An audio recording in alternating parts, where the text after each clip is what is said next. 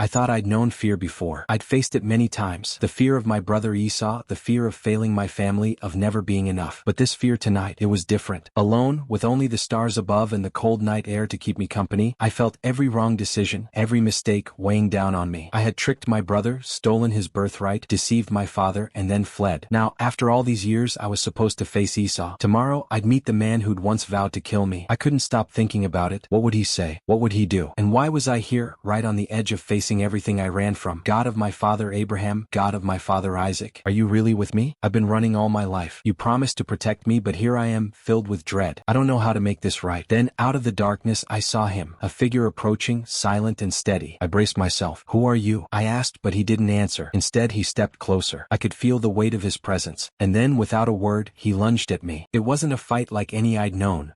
This was a struggle deep within my soul. All my strength, all my will, I threw everything I had into this struggle. We wrestled through the night, each refusing to let go. There was something different about him.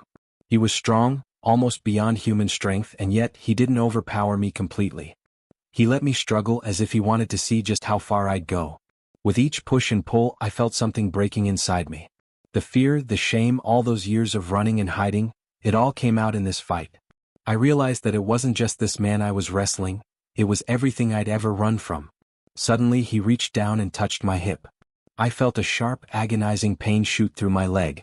I collapsed, unable to stand, but still I held on to him, my fingers grasping tightly, refusing to let go. I was broken, but something in me had changed. I was no longer fighting against him, I was fighting for something. I didn't even fully understand it yet. Please bless me. I can't let go until you do. I don't know who you are, but I know that if I let go, I'll lose everything. I need your blessing. What is your name? He asked. My name is Jacob. My name, the name that held all my failures, my deceit, my past. But then he spoke again.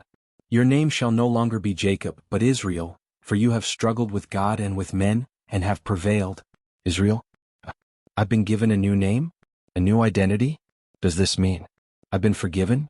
As the first light of dawn broke over the hills, I realized he was gone. But something inside me was different. I was limping, yes. My hip dislocated, a painful reminder of this encounter. But I felt free. It was as though I'd wrestled with God himself and had come out a different man. I'm no longer Jacob, the deceiver. I am Israel, the one who wrestled with God and prevailed. And I would never be the same. I had faced my fears, my past, and my doubts, and now I could finally face my brother. As I limped away from that place, I knew I'd met God face to face. My past was no longer my prison. My future was waiting. And as I walked, I whispered a prayer of thanks, a prayer of hope. I was no longer the man who ran away, I was the man who held on. We all have battles we can't seem to overcome, fears that seem too strong. But maybe, just maybe, if we hold on long enough, we'll find a new name, a new purpose. We might even find that, in our struggle, we're wrestling with God, and that He's waiting to bless us on the other side.